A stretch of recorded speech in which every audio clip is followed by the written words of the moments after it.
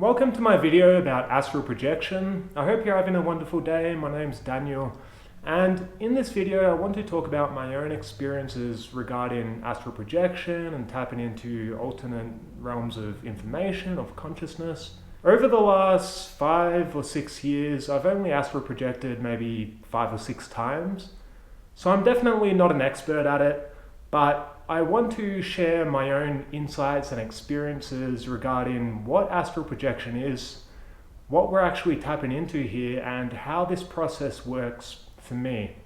Astral projection is a spiritual phenomenon where our consciousness, you could say, it separates from this realm of information, from reality, to experience a deeper layer of information. But this might not be the most accurate way to describe it. So I perceive astral projection as actually tapping into a deeper part of your soul nature. Astral projection occurs when your soul temporarily unplugs from physical reality, allowing you to perceive and experience other realms of consciousness. Think of it as projecting your consciousness into other dimensions that can't be ordinarily perceived. Instead of viewing your human awareness as an isolated point, imagine it as a node on a string. This string connects you to Source, the core of all creation, and vicariously exists in other realms too. We understand this string as the soul. In order to really break down this phenomenon so you can understand it, I need to talk a little bit about what spirituality is, or what the spiritual dimensions are. I think our consciousness has layers, right? So at the base fundamental layer of consciousness is God. So at this level of reality, or this dimension of experience, we are all the same being. There is no separation. There is only consciousness. But the further that this consciousness extends, or it manifests, it sort of branches out into different dimensions. At least this is the way that I perceive it. We are experiencing consciousness sort of on the peripheries, on the outer shell of this system. And from between this outer shell and God, the source of all creation, the deepest level of consciousness, exists the astral planes. The astral planes are a dimension of consciousness, or an experience of consciousness, where there is no time, there is no form, there is no matter, there is no space. So the nature of this reality is very, very different to what we are currently experiencing here. And through spiritual practice, through meditation, we can learn to tap into this deeper level of consciousness. So it's not like having a dream, it's not like just hallucinating or anything like that. When you tap into these dimensions of experience, it feels very, very, very real. And arguably more real than this reality that we're currently experiencing.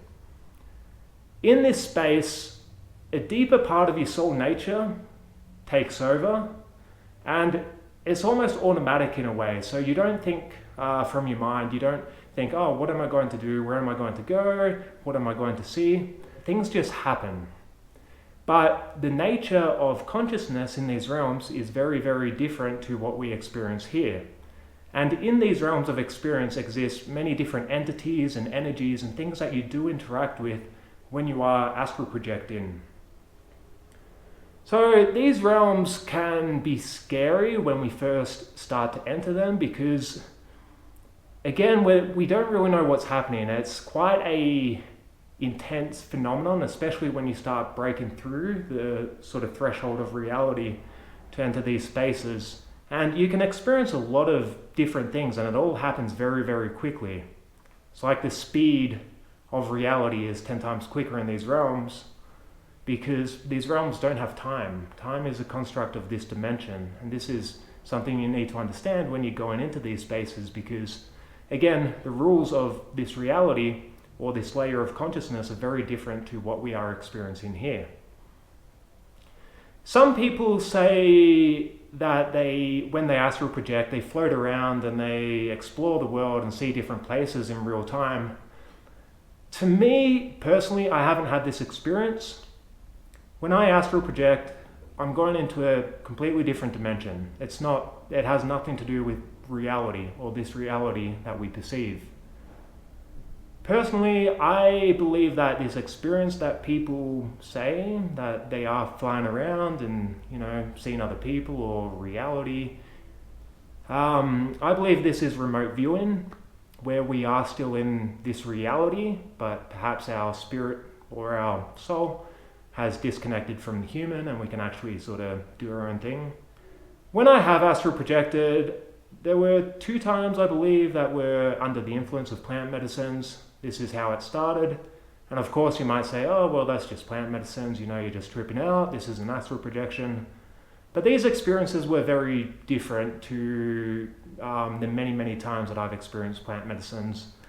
And it's hard to describe, but it wasn't just a normal trip. I was definitely disconnected and sort of in another place. But the thing is, I've also done this several times without the aid of any plant medicines or anything, any chemical, just through meditation alone. And this is when it really confirmed to me that, okay, this is a real experience, that these places are real, and these spirits are real, and these dimensions are real. So let's get into how I've actually astral projected. And I want to say that this is a rare phenomenon. I've never really focused on the practice and really tried practicing it every day, so I don't know what it would be like or what the results would be if I did just commit to the practice of it. I've never really had a teacher of this, so I really just discovered this myself. And there's a process to it. When I am meditating, I perceive that there are 3 different levels of meditation. So the first level is just sort of sitting down with your thoughts and just being in a state of non-resistance for them. So this is to just allow yourself to think and feel and to practice non-resistance and just be present with the experience of your consciousness. This, I would say, is the main sort of form of meditation that people do. And it can be therapeutic, it can be nice, because this is where you start processing your emotions and you start really getting insights and understandings, because you're giving yourself an audience, you're giving yourself space to just be with your own experience of consciousness, which we seldom do, especially in this busy world where we're constantly trying to do things and be proactive and think about the future. So to me, this is the first stage of meditation. It's just sitting in silence, observing your thoughts and your emotions and your feelings and anything that's coming up, really. For me, about 50% of the time, I get to a deeper level of meditation where it almost seems like the thoughts subside completely. Suddenly, I almost tangibly feel my brainwaves changing, and I start getting absorbed into this deeper state of presence where I'm not even really thinking anymore, or at least I'm not aware that I'm thinking. And when I'm in this state, I feel like I'm in a bubble. I just feel very, very comfortable, and there's nothing I would rather do besides be in this moment, because it's very relaxing. You just feel completely at peace when you're in this experience. And if your mind is overstimulated, if you're thinking about all these things, or you have a lot happening, then you probably won't reach this state of meditation. But if you sit with it and you practice meditation enough, you'll probably get pretty good at actually getting into this deeper state where you are just being. You're not really doing anything else. You're not really thinking, you're not really feeling, you're just being in the present moment.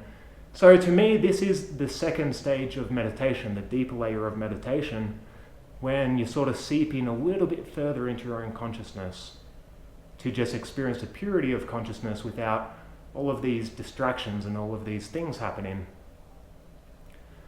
Rarely, when I'm in this state of meditation, I'll get to an even deeper state of meditation. So this is where the experience of astral projection actually begins. This is marked by a very vivid, quite profound phenomenon that I call the gateway. To get to this state where I enter this gateway phenomenon, this has probably only happened maybe like 15 times which is not a whole lot considering how many times I've meditated. But what happens during this experience is that when you're in this very deep state of meditation, and again, you're in this bubble and you're not thinking, suddenly you'll have these experiences. So for me, it's pretty much the same thing every time. There's a few distinct characteristics or experiences that you start going through that all offset very, very quickly and at the same time. So what happens to me is suddenly I'll feel like my body is vibrating like really quick, but it's not my body. My body is completely still. It's, I guess, a deeper part of me that's like rapidly vibrating. And once this starts happening, my vision usually starts expanding outwards. So even though my eyes are closed, think of it like you're looking at a TV screen, a black or static TV screen when your eyes are closed. So you see sort of just like maybe some different shapes and colors and patterns and things, but it's mostly like black or gray, or again, however you perceive it. But once you start going through this experience where everything's vibrating, it's almost like this space becomes three-dimensional. It starts expanding outwards, and suddenly there is depth in your closed eye vision field. So while you are rapidly vibrating, your vision's expanding outwards, it also starts brightening. So it starts getting like very white. And while this is happening, usually I have this very sharp ringing in my ears as well. So it just comes on like, and I'll be vibrating, my closed eye vision will be expanding, and this is a very delicate stage. So most of the time when this happens, it triggers my mind. I start thinking, and like the first times this happened, I felt fear because I didn't really know what was happening. Like again, these sensations are intense. And I didn't really know what was happening, so I started like to feel a bit of fear, which activated my mind, and suddenly, boom, it closed off and I was back in reality, and the experience ended. That was the end of it. Then, once I started to recognize that this was actually a good thing, that this was a stage of astral projection, I started to feel excited when this happened, and the same thing happened. So when I'd start feeling excited, like, this is happening again, cool, like I'm excited that this is happening, it would trigger my mind. I would have a thought, I would start thinking, and boom, it shuts off again and I'm back to reality. So I've come to learn that in order to actually get through this stage, you need to be indifferent to the experience. Because while you're in this deep state of meditation, it's quite delicate, it's fragile. You can bring yourself back into just like the normal meditative state by a single thought. And of course, once you start going through these experiences and all this stuff is happening and you don't really know what's going on, then it's very easy to activate your mind. And as soon as you activate your mind, it's going to bring you back to reality. That's like your anchor, it's going to ground you. So there's an art form here where you need to be indifferent to the experience. Once you start going through this gateway phenomenon where you start vibrating and your vision's expanding and you're feeling all these sensations, you need to not think. And this is easier said than done, because naturally you're going to think. It's going to trigger some sort of thought or something that is going to anchor you back to reality. So it really is a practice, and I think really the only thing you can do is do it enough times where you get to the state that it sort of feels okay and normal and it's not going to activate your mind. But then again, once you are indifferent to this experience and you start going through this gateway or this barrier and you're not thinking, you're just completely present with the experience, then that is when you actually astral project. So what happens here is that this gateway phenomenon will sort of come to an end, and suddenly you'll be in another place, and a deeper part of your soul nature will take over. And in my experiences, there's been many different energies and entities around. You can either perceive them by feeling them around you. Sometimes I felt like almost them like physically on me, almost like resting the head on me at times and just physically bumping into things, even though I didn't have a physical body. Other times I've seen them, so I've seen like figures, almost like angelic figures and just humanoid figures and different things, which sort of manifest as quite vivid visions. But there's an emotional component to it, there's an energetic component to it where you're actually feeling these energies or these entities, and they're like a real presence there.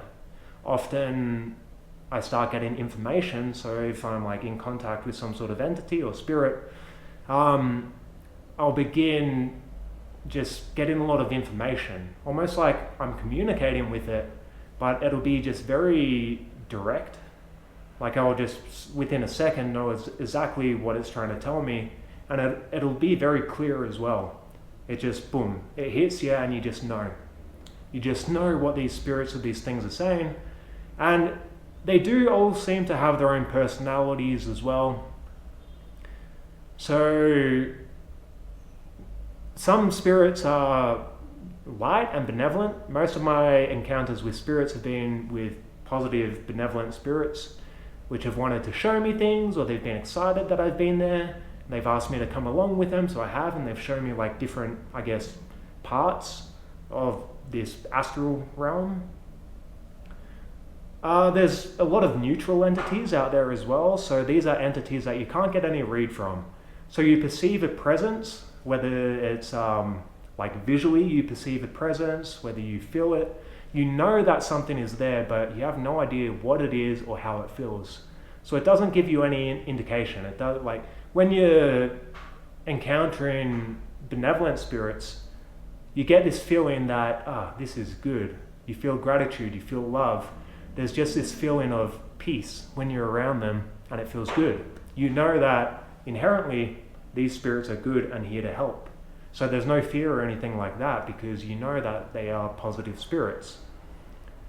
The neutral spirits, they don't have any feeling, so you don't know what they are.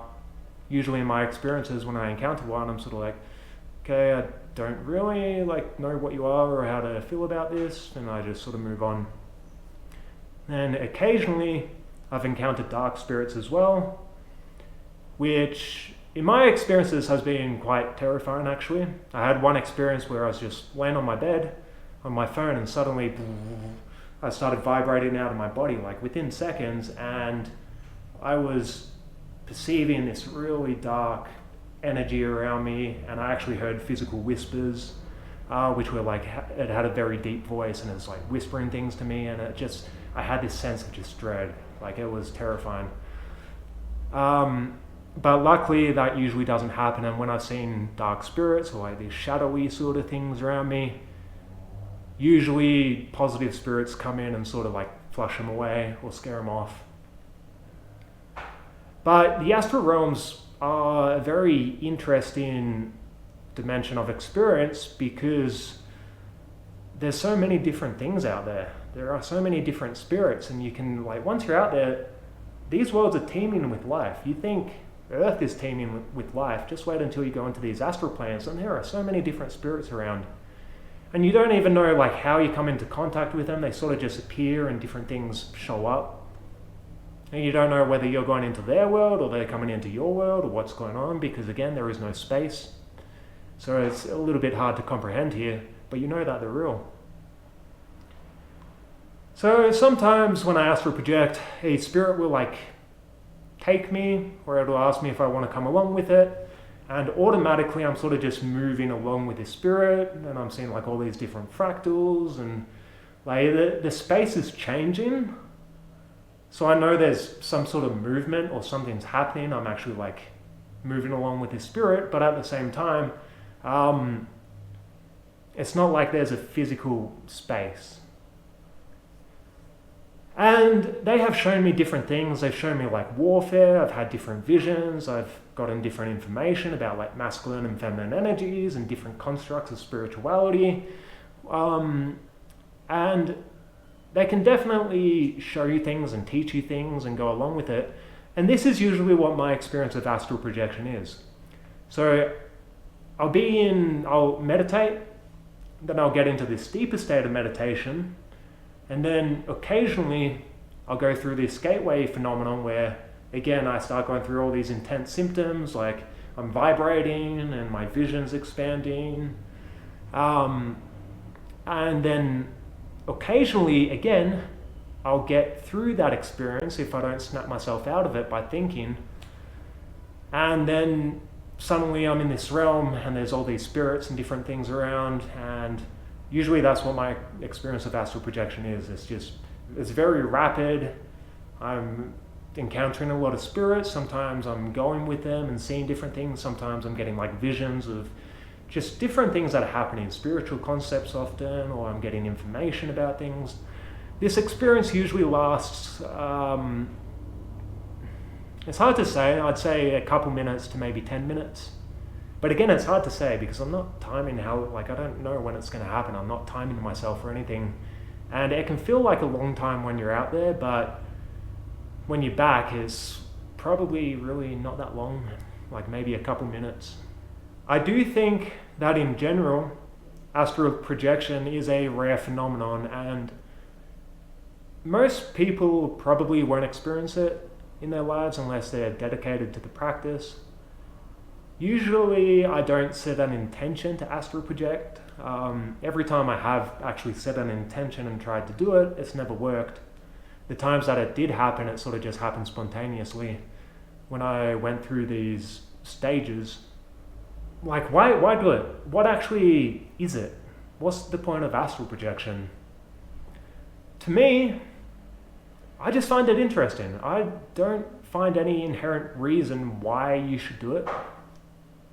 I just find it interesting. I like exploring spiritual modalities. I like trying to perceive things that are outside of this reality. I'm very interested in the spiritual dimensions and the spiritual realms. This is why I work with shamanic medicines in Latin America, because I like tapping into these different realms of information, whether it's with plant medicines or not, and just seeing what's out there, because you can learn a lot as well when you are out there. You're not tethered to this reality. Well, okay, you're tethered to this reality, but you're not really experiencing this reality. So you're also a sponge for information. So you can gain a lot of different insights and understandings about your own life, about reality, about the spiritual dimensions, about God, about a lot of different things while you're out there. And I believe these spirits can also give you gifts. You can make agreements with them or contracts. They can show you things. They might show you aspects of your future. They might show you a different path that you can walk down in life. They might show you a deeper level of your purpose or your mission or how to achieve these things. Alrighty, with that said, thank you very much. Thank you for watching this video, and I'd love to hear about your experiences with astral projection, how you have achieved these experiences, and what this all means to you. So take care, catch you later.